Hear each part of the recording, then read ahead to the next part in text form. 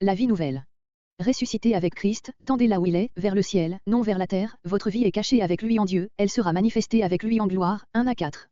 Rejetez donc toutes vos convoitises d'autrefois, les passions impures, l'avarice, la colère, les paroles mauvaises, le mensonge, car vous êtes en possession de la vie nouvelle et ici il n'y a plus de différence de nationalité, ni de religion, ni de position sociale, mais Christ est tout en tout. Mai 2011.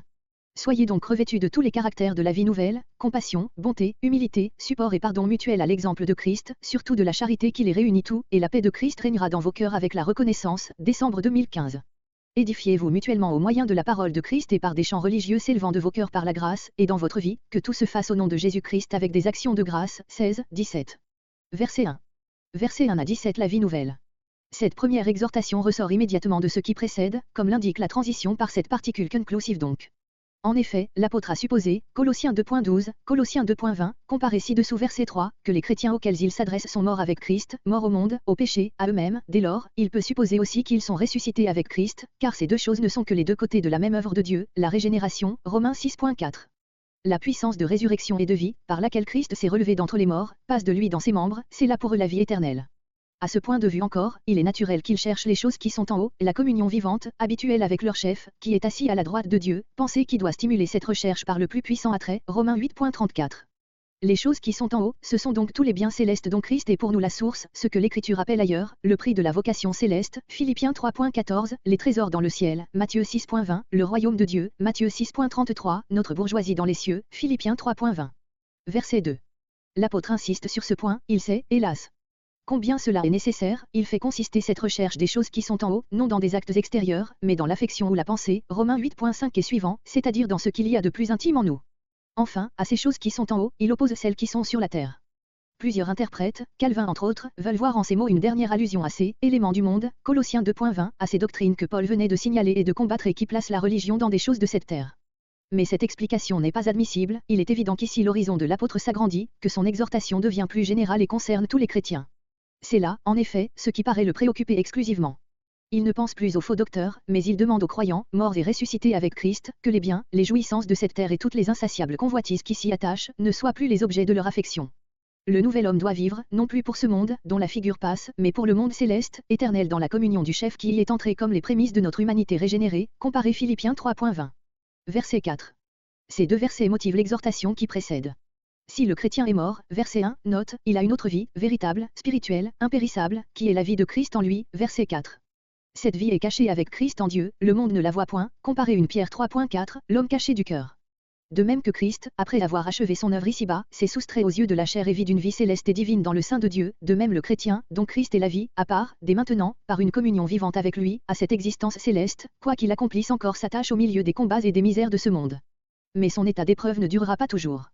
Christ doit être manifesté en gloire et recevoir dans cette gloire tous ces rachetés qui, alors, seront semblables à lui, parce qu'ils le verront tel qu'il est. 1 Jean 3.2, comparé Jean 17.22-24. Attendons que Jésus-Christ paraisse pour ne paraître qu'avec lui et n'écoutons point la voix de la vanité qui nous crie, paraissez dans le monde. Quesnel. Verset 5. L'apôtre caractérise le vieil homme, verset 9, dans le chrétien comme un corps, Romains 6.6, Romains 7.5, Romains 7.23-24, Romains 8.10, qui a reçu le coup de mort, versets 3 et 4, mais dont les membres ont encore quelques vies et doivent achever de mourir, Galates 5.24, Romains 8.13. Ces membres sont les diverses convoitises dont Paul énumère les principales. Il les désigne comme étant sur la terre, parce que tous les objets en sont terrestres de leur nature, verset 2. De ces péchés qu'il énumère, on admet généralement que les 4 premiers désignent les actes de la sensualité. L'impudicité et la souillure, ou impureté, sans doute, mais la passion, la mauvaise convoitise, ou désir, peuvent avoir un sens plus général. Il aurait pu donner à tous ces vices l'épithète par laquelle il caractérise le dernier, ce sont autant d'idolâtries, mais il est certain que de toutes les passions, celle dont l'homme est le plus absolument et le plus constamment l'esclave, c'est l'avarice, il fait pour l'argent tout ce qu'il devrait faire pour Dieu, comparé Matthieu 6.24. Verset 6. Fils de la rébellion ou de la désobéissance, pour rebelles ou désobéissants, voir sur ce fréquent hébraïsme Éphésiens 2.3, note. La colère de Dieu, voir sur ce mot Romains 1.18, ne viendra pas seulement sur ces vices, verset 5, au jour du jugement, elle vient des ici-bas par leur suite funeste. Ces mots, sur les enfants de la rébellion sont omis par d'importants manuscrits. Verset 7. Dans lesquels, choses, verset 6. D'autres traduisent, parmi lesquels, fils de la rébellion, lorsque vous viviez dans ces choses. Marchiez et viviez n'est point une simple répétition, le premier de ces mots désigne les actes de la conduite, le dernier, la vie même, dans son sens absolu, dans toute sa puissance, Romains 6.2. Les Colossiens ont bien encore ses membres à faire mourir, verset 5, les restes de ces convoitises accros se faillent, mais ils n'y vivent plus, verset 3. Magnifique témoignage de l'efficace de l'évangile en eux et puissant encouragement à achever la sanctification que l'apôtre prêche dans ces versets. Verset 8. Grec, le blasphème, mot ordinairement appliqué aux paroles offensantes contre Dieu, mais qui désigne ici les propos malveillants sur le compte du prochain, Romains 3.8, 1 Corinthiens 4.13. Tout discours honteux, de quelque nature qu'il soit. Verset 9. Il est digne de remarque qu'ici, de même que dans le passage correspondant, Éphésiens 4.25, le mensonge est considéré comme le signe distinctif du vieil homme, particulièrement incompatible avec la nouvelle créature. C'est que la situation même de l'homme inconverti est, relativement à Dieu, un mensonge qui fausse tous ses autres rapports. Il ne rentre dans le vrai, à tous égards, que par la régénération. Verset 10. Grec, qui se renouvelle, ou, qui est renouvelé pour la connaissance, c'est-à-dire que l'homme qui, par nature vit dans l'ignorance des choses de Dieu, n'en obtient la pleine connaissance que par la régénération. Ce n'est plus alors une connaissance théorique ou intellectuelle seulement, mais une connaissance pratique, morale, fondée sur l'expérience.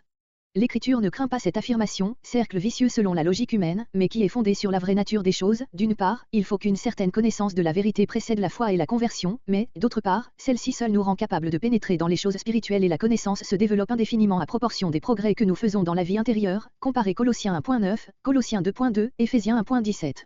Et surtout Éphésiens 3.18, Éphésiens 3.19. Il y a, dans les derniers mots de ce verset 10, une allusion évidente à l'état primitif de l'homme créé à l'image de Dieu. Cette image a été défigurée par le péché et doit être restaurée par le renouvellement complet dont parle ici l'apôtre, voire, du reste, sur tout l'ensemble de ce passage, Éphésiens 4.20-24. Verset 11. Comparez Galates 3.28, note. Dès que l'image de Dieu est rétablie dans l'âme humaine par la régénération, les hommes sont parfaitement égaux devant Dieu, les barrières élevées entre les races par le préjugé tombé leur lien commun, lien intime et vivant, et Christ, qui est tout en tout. Parmi les barbares, Paul nomme spécialement les Scythes, les plus barbares de tous. Aujourd'hui il pourrait citer plus d'une peuplade sauvage, comme preuve que l'Évangile a la puissance de ramener les hommes les plus dégradés à leur sublime destination. Verset 12. Conséquence de ce qui précède, fruit de la régénération, comme les versets 5 à 9 décrivent les fruits du péché dans l'homme non converti. Christ tout en tout, supprimant les barrières qui s'élèvent entre les hommes, porte ses disciples à revêtir tous les sentiments qui assurent la paix et l'union. Voyez à quelle hauteur il se place et avec quelle tendre affection il nous exhorte. Au lieu de nous presser et de nous pousser par des commandements et des lois, il nous attire par le souvenir de la grâce de Dieu, afin d'obtenir des fruits de notre foi et que nous rendions ces fruits librement, joyeusement, avec plaisir.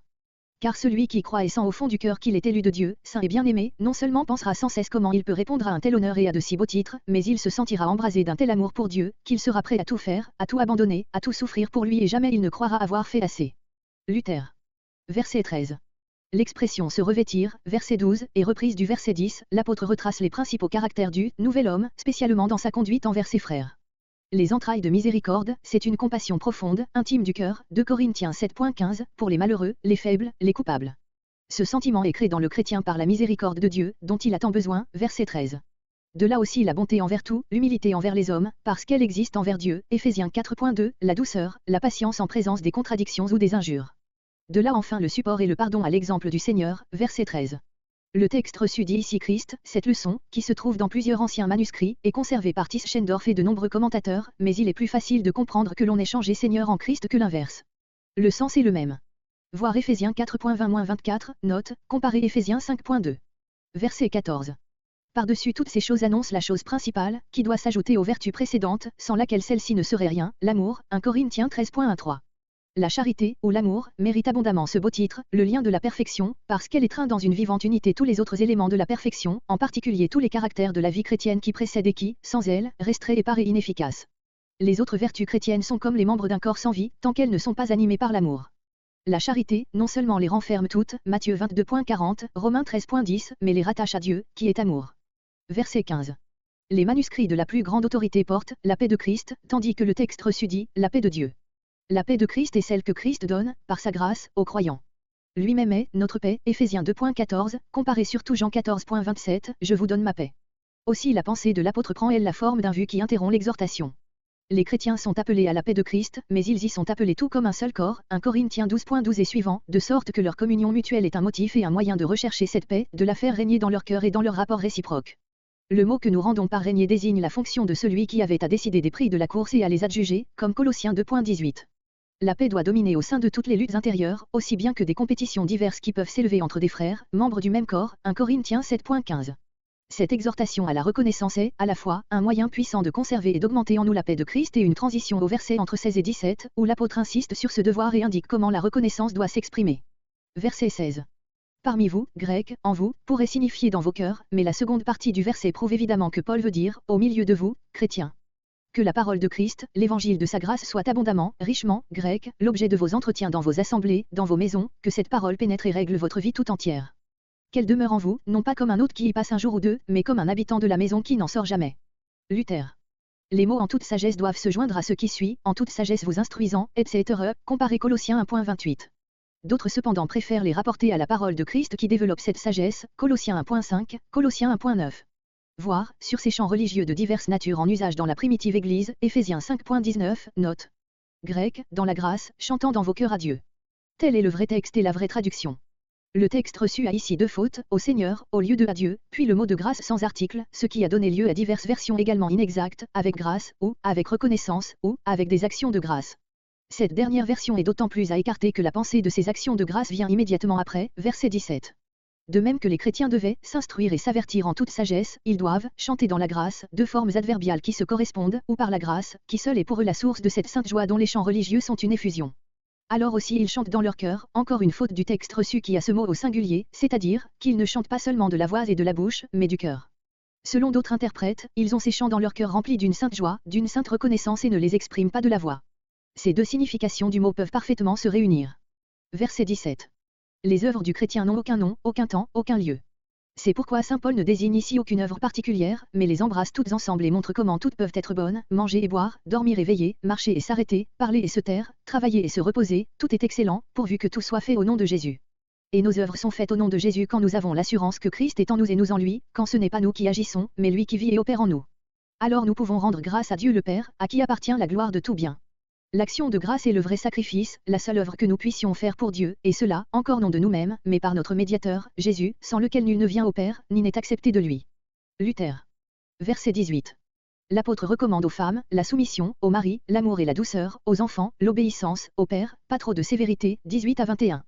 Aux esclaves, l'obéissance à leur maître en sincérité et simplicité de cœur, comme servant Dieu lui-même, car il y a pour tous également récompense ou châtiment, au maître, justice et équité, car il y a égalité devant le maître suprême, 22 à 4.1. Versets 18 à 25 les devoirs de la famille chrétienne. L'apôtre reproduit ici, verset 18 jusqu'au Colossiens 4.1, les devoirs des divers membres de la famille, qu'il a retracé Éphésiens 5.22 jusqu'à 6.9, voir les notes et comparer 1 Pierre 2.18, 1 Pierre 3.1 et suivant et verset 7.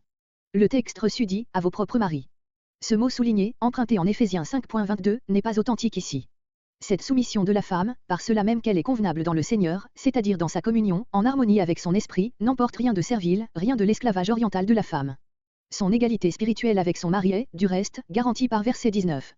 Mais le devoir de la soumission subsiste, là où elle manque, ce ne peut être qu'au détriment de l'union conjugale, comparé Éphésiens 5.22-24, où ce devoir est abondamment motivé. Verset 19. Comparé Éphésiens 5.25 et suivant. Au mari l'autorité, mais une autorité tempérée par l'amour, par l'absence de tout procédé propre à aigrir, à froisser, c'est là ce qui rend facile la soumission et la compense. Verset 20. Dans le Seigneur, comme au verset 18. C'est ici la vraie leçon, au lieu de au Seigneur que porte le texte reçu. Paul motive ce devoir des enfants dans Éphésiens 6.13. Verset 21. Le mot traduit par irrité signifie proprement excité, il ne se retrouve dans le Nouveau Testament que dans 2 Corinthiens 9.2, employé en un bon sens. La pensée de l'apôtre est rendue claire par le passage parallèle, Éphésiens 6.4, où il dit « Ne provoquez point à la colère ». Plusieurs manuscrits ont ce mot dans notre passage, mais c'est une simple correction. Verset 25. Les devoirs des serviteurs ou esclaves se trouvent retracés et motivés à peu près de la même manière dans Éphésiens 6.5-8, voir les notes. Dans l'une et l'autre épître, l'apôtre élève la pensée de ces hommes, si malheureux par leur position, de leur maître selon la chair, à leur Seigneur selon l'esprit. Dès lors, toutes leurs responsabilités, tous leurs motifs d'action sont transformés, spiritualisés. Là se trouvent aussi toutes leurs consolations, tous leurs encouragements. L'apôtre Pierre leur présente des considérations non moins élevées et plus intimes encore, 1 Pierre 2.18 et suivant.